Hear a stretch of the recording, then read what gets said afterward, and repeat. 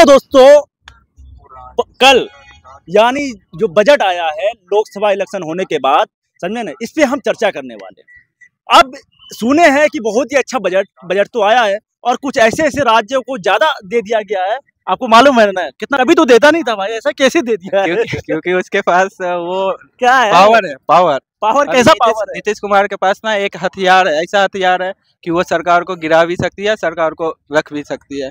वो तो हथियार क्या है? एटम बम तो नहीं है? एटम बम से भी ज्यादा है। अच्छा, कि वो सत्ता से उखाड़ फेंकेगा किसी को भी, है ना? तो ये है। लेकिन उसको लेना चाहिए, विशेष राज्य का दर्जा भी लेना चाहिए था। लेकिन उसने डिमांड किया था, आखिर कैसे हट गए? पता नहीं। अब इसमें है कि इसमें प्रॉब्लम है। अब इसे तो मिल तो गया, हाँ। लेकिन यहाँ अभी देख लो, आप बिहार में इतना पुल सब बन रहा है, एक भी पुल चला हो?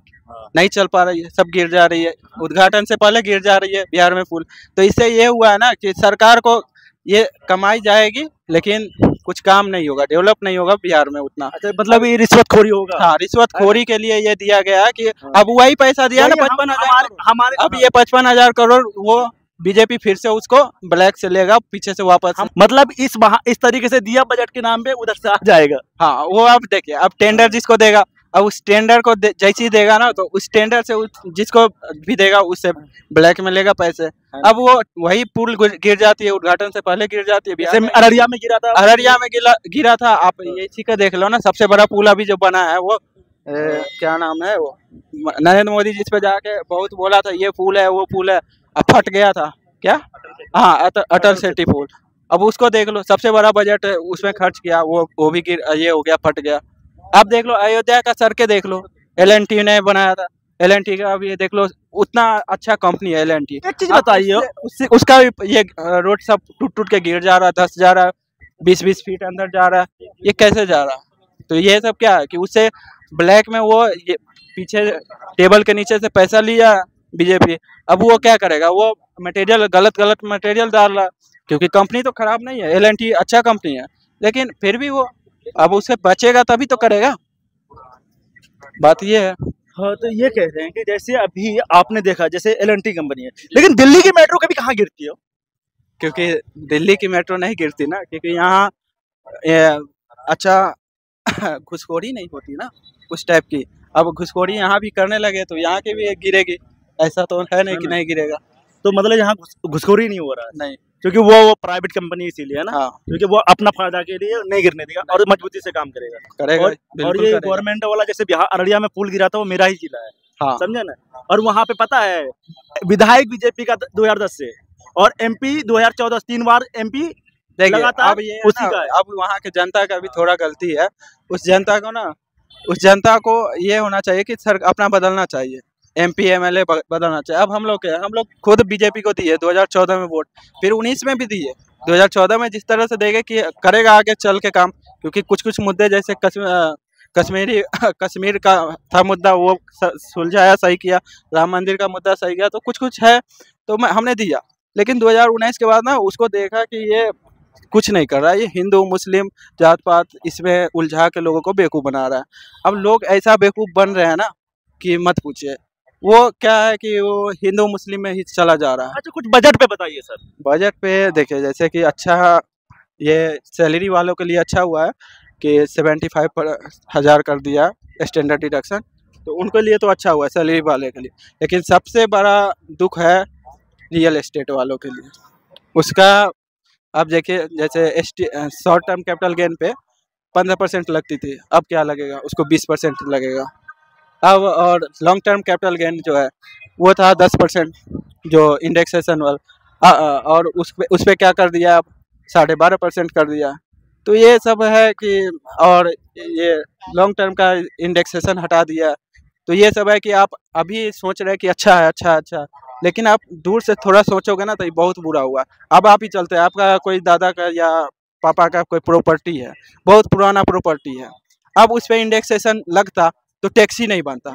लेकिन अब बिना इंडेक्सेशन का टैक्स बनेगा ही बनेगा, क्योंकि आपने वो 10 लाख में खरीदा होगा, उस टाइम में वो खरीदे होंगे, अभी आप बेचोगे 90 लाख में, तो 80 लाख का तो डायरेक्ट बन गया। अब आपको और ये है कि अब वो कम कर दिया टैक्स, तो आपको तो पे करना पड़ेगा ना। और उस टाइम क्या रहता तो इंडेक्सेशन के बेनिफिट आपको मिलता। अब वो 10 लाख का इंडेक्सेशन करके जाता 60 लाख 70 लाख तक जाता, तो 10 ही लाख प्रॉफिट बनता, लेकिन ऐसे कितने का बन रहा है, 80 लाख का बन रहा है। तो ये दिक्कत हुई है। ये दिक्कत है। आपको जैसे अभी देखा था, और चीज़ है, आप बोल रहे थे ना अभी, युवा के लिए वो निकाला है स्कीम के 5,000 का वो स्टाइपेंड मिलेगा उसको, और टॉप 500 कंपनी में उसको ये इंटर्नशिप दिया जाएगा, ट्रेनिंग दिया जाएगा, उस ट्रेनिंग पे उसको जॉब दिया जाएगा। आपको लगता है कि उसको जॉब मिलेगा? नहीं मिलेगा। पता है नहीं मिलेगा उसको जॉब, उसको उससे करा लेगा 1 साल जॉब। आपको अपना पता काम करवा मैं भी सीए का ट्रेनिंग लिया हूँ, मुझे भी 3,000 का स्टाइपेंड मिलता था, 3,000 का सीए फर्म में स्टाइपेंड देता था, लेकिन 3,000 के वो स्टाइपेंड पे ना मुझसे 20,000 से 30,000 के बीच का काम करवाता था।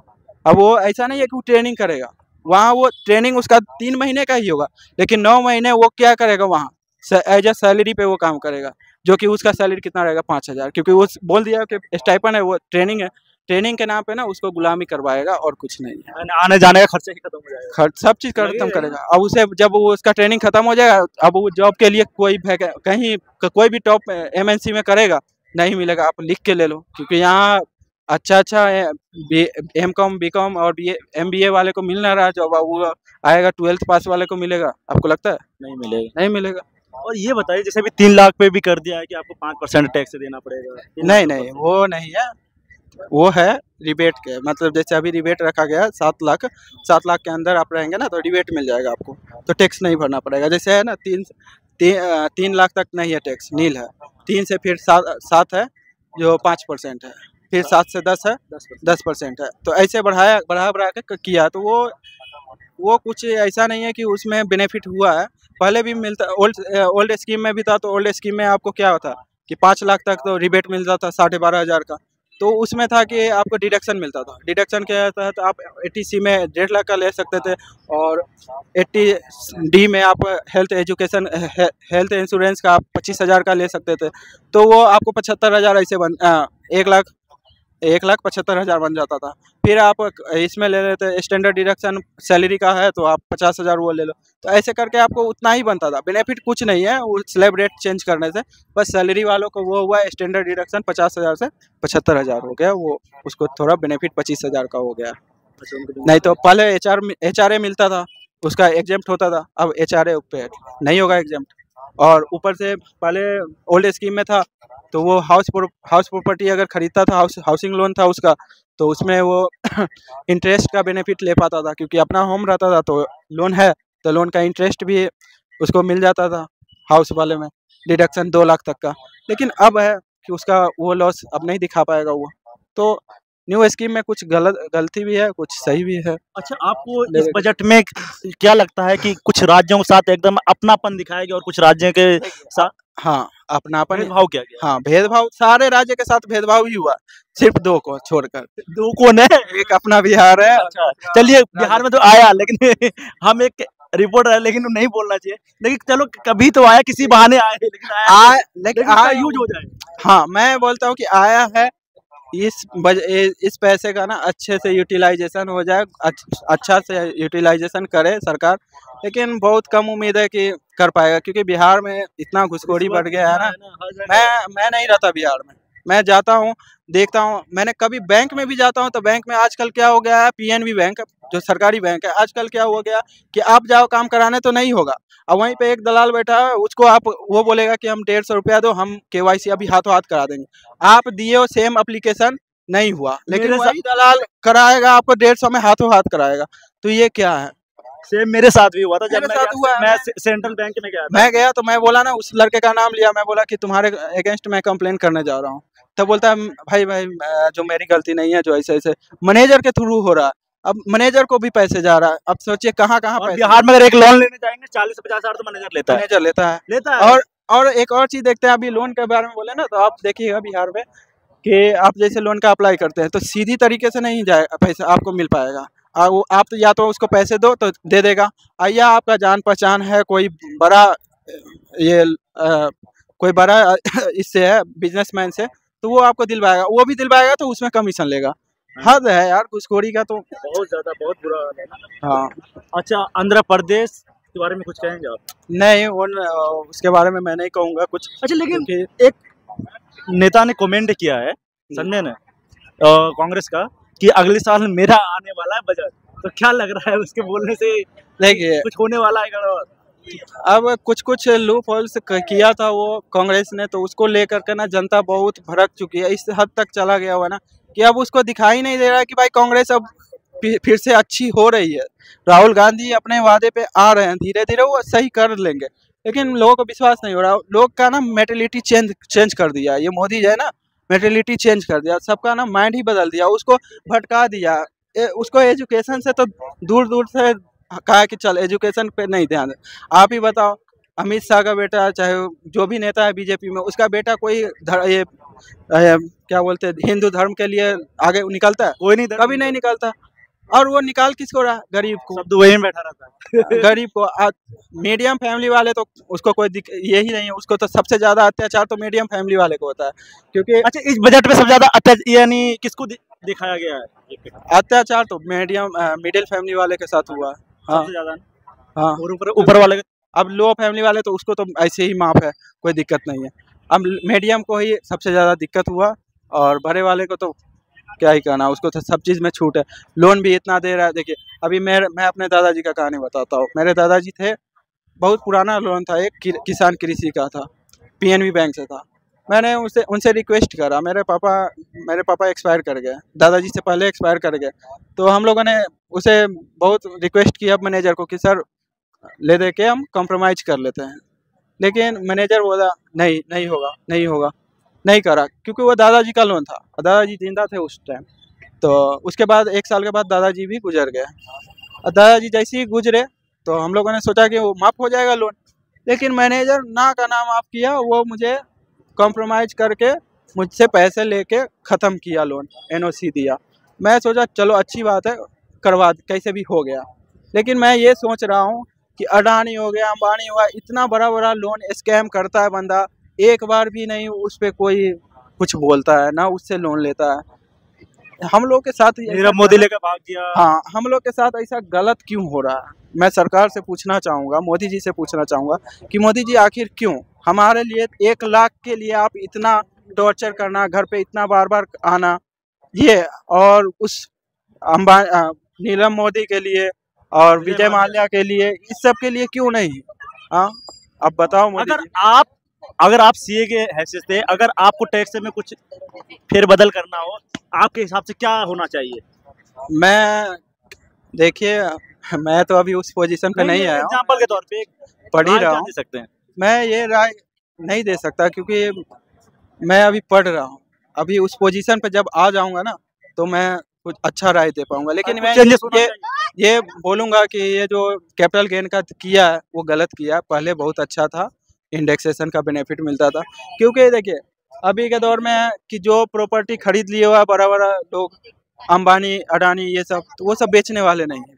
बेचते कौन है? हम मिडिल फैमिली वाले, हम मजबूरी वाले।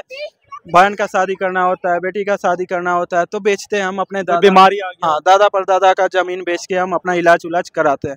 अब वो जमीन मान ले वो खरीदा था कौन से सन में, 1974-73 में खरीदा था, अब उसको हम बेचते हैं, तो वो खरीदा था 50,000 40,000 में, लेकिन हम बेचते हैं तो अभी वो अमाउंट कुछ बहुत ज़्यादा बनता है, क्योंकि वो बन जाता है 10 लाख 20 लाख 30 लाख ऐसे बनता है वो।